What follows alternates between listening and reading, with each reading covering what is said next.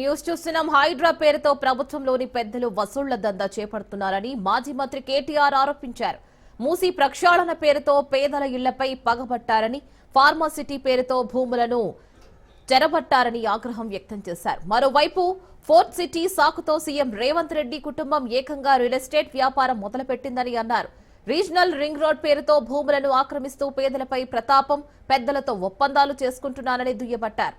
BRS అధికారంలో ఉన్ననాడు మద్యం అమ్మకాలపై ఏ కరువు పెట్టినా కాంగ్రెస్ నేడు మద్యం ముద్దు అంటోంది ఫైర్ అయ్యారు.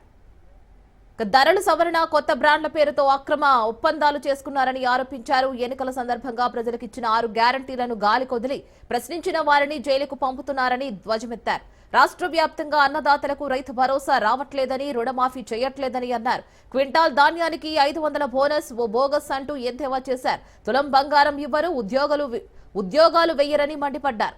10 ఏళ్ల కేసీఆర్ పాలనలో దేశానికి దిక్సూచిగా ఎదిగిన తెలంగాణను 15 నెలల కాంగ్రెస్ పాలనలో అదాపాతాళానికి తొక్కేశారని ఆక్షేపించారు. ఆర్థిక శక్తిగా ఎదిగిన రాష్ట్రాన్ని ఆగం చేసి బీద అరుపులు అరుస్తున్నారని అన్నారు. ఇది పాలన కాదు, పీడన అని, ఇది సర్కారు కాదు, సర్కస్ కంపెనీ అని జాగో తెలంగాణ జాగో అంటూ వ్యాఖ్యానించారు.